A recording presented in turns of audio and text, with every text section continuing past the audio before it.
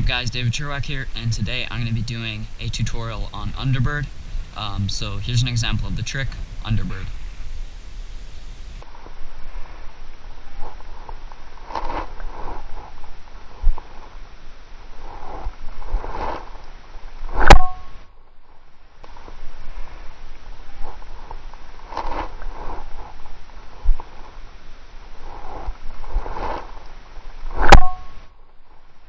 Alright, so there was an example of the trick.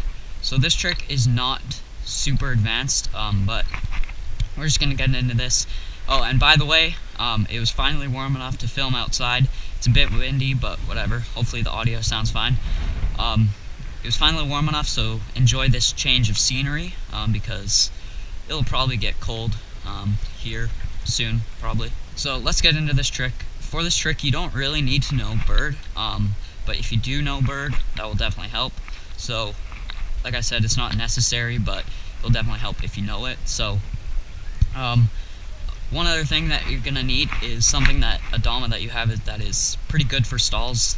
Usually what helps with that is a bigger bevel.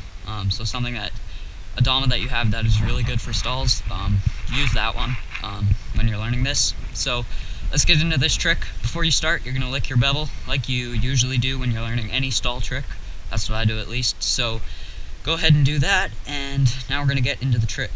So basically what you're going to do to start, the pull-up that I like to do is just a swing, kind of one-turn pull-up. You can just do a straight pull-up like this, straight into UNDERBIRD. I'm not comfortable with those, so I do a one-turn with the Tama.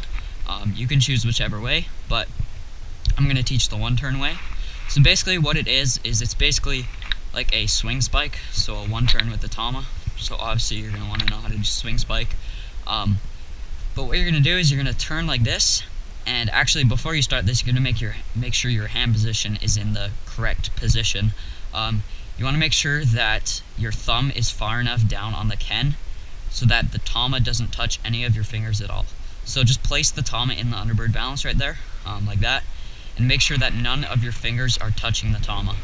Make sure that you have a lot of space to do the balance, and you don't want to be touching, because that would not count if the Tama touches any of your part of your hand, your fingers, whatever. So do the pull-up like you would do with the swing spike, but make sure that you have your hand position like this so that the Tama won't touch any of your fingers. So do the pull-up.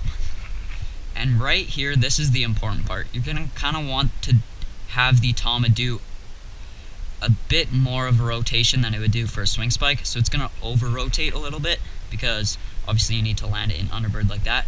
So you're going to let the Tama over-rotate a bit, and then as it's over-rotating, that's when you're going to place the Ken in this position kind of, and you're really going to want to cushion it as it curls over. Place the Ken is going to kind of just softly land in this position. Really just practice being able to balance it like this. Just hold the UNDERBIRD balance and then pull it up.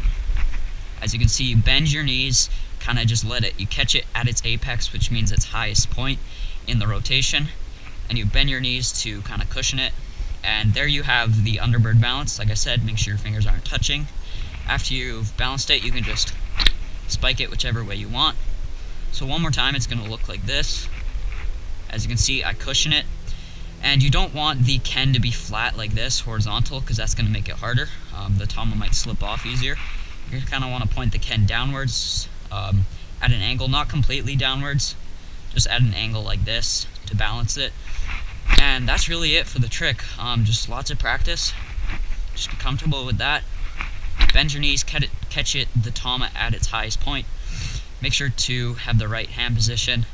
Do a little bit of an over-rotation with the Tama, and you should be good to learn this trick. So it's not too hard.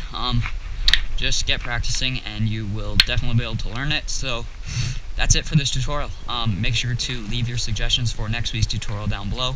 I hope the audio was fine in this, because it's kind of windy out, but yeah, make sure to leave your suggestion, like I said, for next week below. Make sure to leave a like, subscribe, and I'll see you guys in the next video. Peace.